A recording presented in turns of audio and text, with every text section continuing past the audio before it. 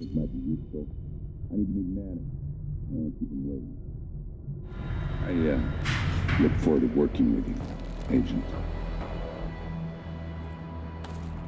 See you soon.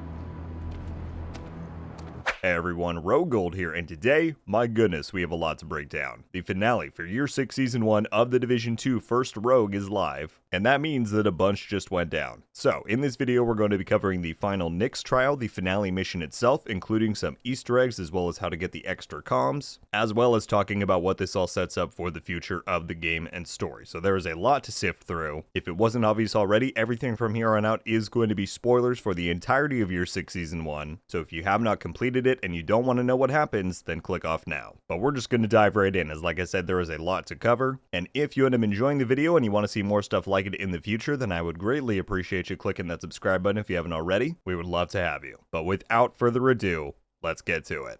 Alright, so we are just going to go down the list here of everything there is to talk about. Let's start chronologically with first the final trial of Nyx. Now, the gameplay of this section was pretty standard, I would say on par with the rest. Overall, the trial format of Manhunt content here hasn't been my absolute favorite. I think it's just fine. Fortunately for this final one, they did take away the main mission replay, which was my biggest disliking of the previous few. So that was good, but yeah, overall pretty standard. The lore these all have given though is insane, and that is no exception for this final one of Nyx. So we're going to cover some of the comms that were given here. I will play some of them just for the full context, and then I'll give my thoughts. Mostly these revolve around Aaron Keener and Melanie Hoskins, which, if you didn't know, this has been a dynamic that they've displayed in a lot of the season thus far across some of the seasonal comms as well as in the Descent mode. And Melanie Hoskins is a crossover character from the Division Hearts on Fire. If you want more information on this entire thing, I did a video on it earlier in the season explaining it all. I'll link it up in the upper corner and down in the description. But let's take a listen to this first comm. This is all of them?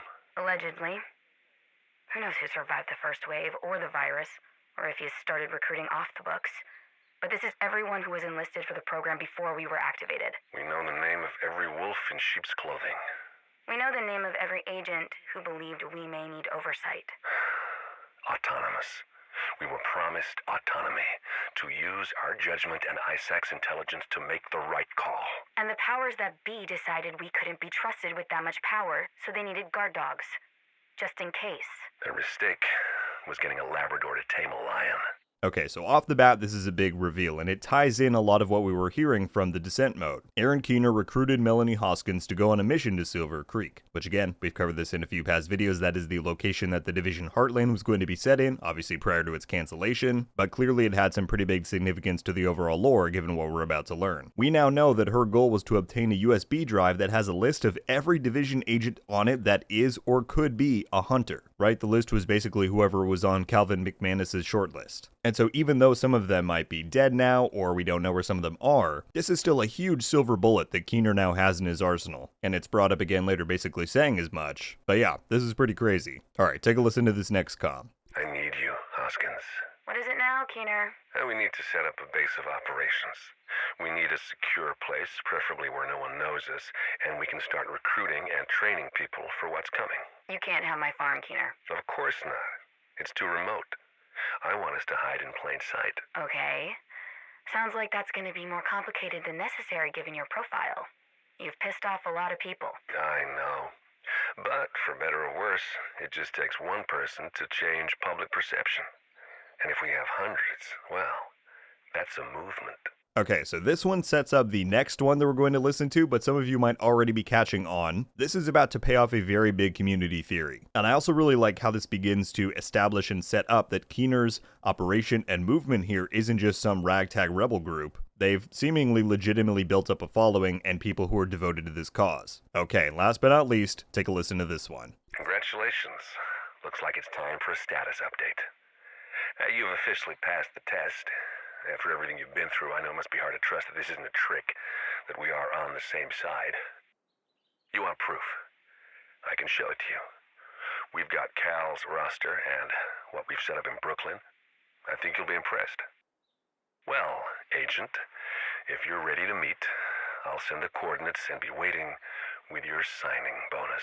Okay, first off, we have Brooklyn directly mentioned to us in the lore. Keener says, let me show you what I have in Brooklyn. This is pretty hype for the upcoming DLC that we know we're getting in Year 6, Season 3. We'll talk about that more in a minute, but furthermore, this seems to confirm that this is his safe house. This is kind of the rebel group's base of operations, if you will. And it's confirmed in another comm that that is the boat of civilians that he and Theo Parnell saved last season. That's basically the seed where this entire movement began. And overall, this was a lot of people's theory that they were taking these civilians across the river to Brooklyn, that they were setting up some kind of base of operations there. So if that was you, great job, you got that absolutely right. But yeah, overall, I just can't stop thinking of what is going to await us when we get to Brooklyn. I mean, imagine walking into a warehouse full of fighters and recon stations and an armory and everything. That would be a pretty epic base for the war in Brooklyn or whatever is going to go down there. So purely for future implications, this was absolutely one of my favorite comms out of this whole deal. But alright, with that down, let's move on to the finale mission itself. And there's a few things I want to cover here before giving my thoughts. There are two kind of secrets and Easter eggs that I wanted to let you know about. Firstly, there's a secret room that doesn't have anything exclusive in it. It's just cool to see. There's a loot chest as well. It kind of looks like a little Keener hideout room. Basically, if you follow the red light that is in the big main hallway that you traverse many times throughout the mission, you kind of return to the central connector. The door with the red light outside of it can be opened, and within, again, you'll find some cool little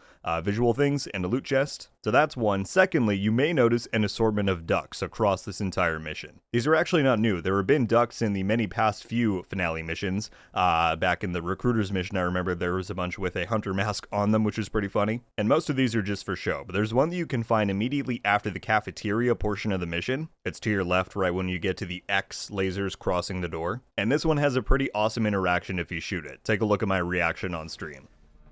And I agree, that'd be pretty cool. Oh.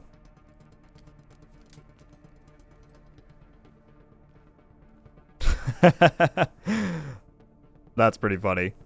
Alright, and then the last thing to cover is that when you first clear this mission and complete the overall manhunt, you may notice that you only have 26 out of 29 total comms. The way you're going to get those last 3 is that each rerun of this mission drops an additional one from the Chimera Warhound boss. So they've gone back to this method that we saw kind of earlier on in the seasonal model. It's certainly not my absolute favorite to collect these last few, but yeah, if you rerun the mission 3 times on any difficulty, you will then have all 29 comms. Moving on to my actual thoughts about this mission, I liked it quite a bit. I definitely wouldn't say it's as challenging combat-wise as like Kelso's mission on Heroic, for example, last season. And I would argue that this one is a bit less replayable. It's very much an experiential and puzzle-like mission where it has a lot of emphasis on that first time clear. But I really love the remaps within this mission. All the different directions that you go, you get to see a few different corners of the bunker, and I always really like that stuff. I really enjoyed the new trip mine trap skill variant. You know, I had a glimmer of hope when I ran through it that maybe we'd get that, but oh well. It was still like an all-new thing that they had to develop, right? I don't think we've ever seen anything like this in the game before. The Chimera boss fight is definitely a bit tedious with the 3 different phases, but I do think that the bubble shield that it has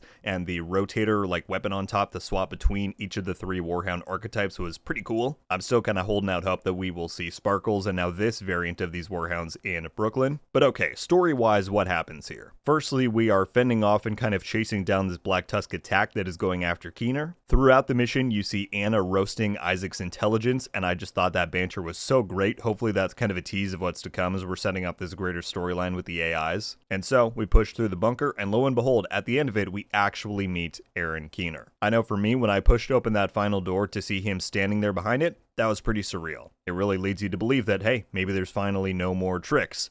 Or are there? We'll get to that. But then you have the Chimera boss fight, but after which it plays a cutscene in which we shake Aaron Keener's hand. That moment was also incredibly surreal. And in that cutscene, Keener says that we can trust him. And to demonstrate his sincerity on this, he leaves from the bunker to go to the White House and surrender himself to Manny and the JTF.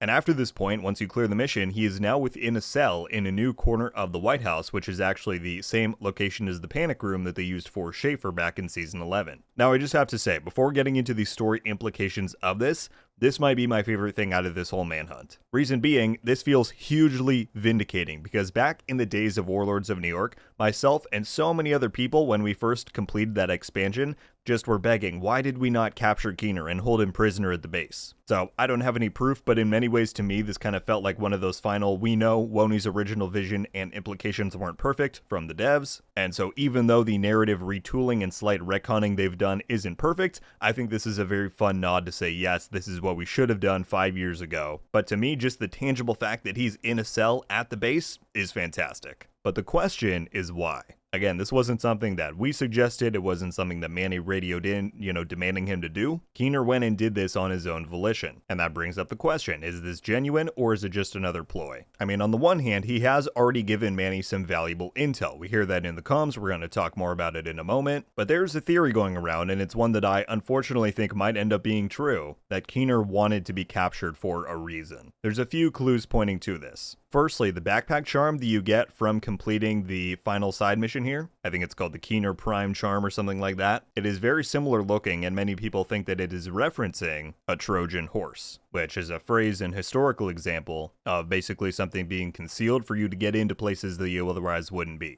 And to me, the other thing that stood out is in the con that talks about his terms of surrender with Manny. He agrees to lay down his weapons and not bring anything in, but he makes one very specific condition, and that's that he says, I would like to keep my comms and my watch. And it just leaves you to wonder, is there a reason why Keener wants to be within the White House with his watch on him? And I said this all in my last video, gearing up for the finale. The enemy of my enemy is my friend. Keener has aligning objectives, so I think it makes sense to, ally with him, but he is not to be trusted. And it won't shock me at all if this ends up going badly for us, even if we do somehow end up at his Brooklyn safe house later on. But okay, with that down, let's shift over to a few more of the epilogue pieces.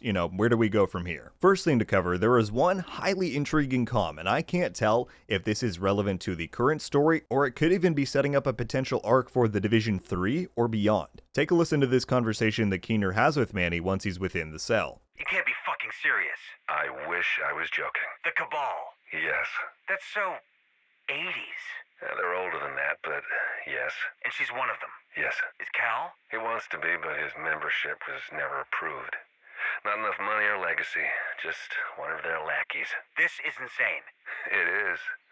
There are more lackeys, but unlike Cal, the Cabal doesn't keep a helpful list of their operatives on a USB drive. Okay, so what the hell? Here's my interpretation of what's being implied here. I think they're saying that Natalia Sokolova is a member of this shadow organization. I can't tell from this if they literally mean that Cabal is the name of them, or if that's just a reference term, because that is a reference term to that kind of a thing. Basically, it just means these powerful figures who will band together in secrecy to manipulate like social, economic, and political aspects of any given society. And they say in here that Cal wanted in there, but he's not quite rich or noteworthy enough. And although we still have a lot to learn about Calvin McManus, I think that speaks a lot to who he is. That's pretty good insight. But I thought this was just kind of a wild note to drop in this manhunt. I mean, what does it mean? If we do eventually take down Natalia, are there other Cabal worldwide that are just as bad, that have similar goals or resources or private military groups? And going even further, I think there's an entire rabbit hole to be had here. Did the Cabal influence the apocalypse? There were tons of theories back in the day with Warren Merchant and April Kelleher, the death of her husband, if you know about all of that stuff from back in the Division 1. It was pretty heavily implied that all of it could have been predetermined, that there were people out there who either encouraged or gave Gordon Amherst the resources to make the green poison. Could these people, these Cabal, have done it? I don't know. I'm gonna have to digest this one a lot more, and we'll definitely talk about it more in the future. So, super interesting bit there. Then lastly, where does this leave us for next season? I think honestly it could go in many directions. The important thing to remember is that we only have one season left until we're shipping off to Brooklyn for the DLC. So in my mind, I just think about what needs to be wrapped up before we do that. Firstly, as many people have already said, I think going after Theo and Kelso is likely. We don't really have any indication thus far of where they are. Why was Keener alone at the bunker, right? And I think that could lend even more evidence to the idea of this all being part of the plan that he wanted to be captured. But my personal theory is I'm quite surprised that we haven't heard anything about Schaefer in quite a while. I mean, it was very heavily implied that we need him for the DLC, right? They keep saying over and over, he is the key to getting into some of the Black Tusk's more secret complexes. And so I really hope / think maybe he could wake up at the start of Year 6 Season 2 or at the end of it, and that whole storyline is kind of our last quest to go on before heading to Brooklyn. But yeah, my friends, that is just about everything that there is to go over in relation to the finale for First Rogue, everything we learned, and where things are headed moving forward. I very much hope you enjoyed this. I certainly enjoyed learning about all of this crazy stuff as we went through, between the teases with Keener and Hoskins in Brooklyn, the finale mission itself, the very out of left field epilogue stuff with these Cabal, and the question of why did Keener want to be captured. All super compelling, and I would love to get your guys' thoughts on it down below. Any thoughts, theories you might have about anything we covered in this video, or anything that I missed out on. As always, I would love to read through it down below. That is going to do it for me today though, everybody. Thank you all so much for watching. I'll see you in the next one. RogueGold. Out.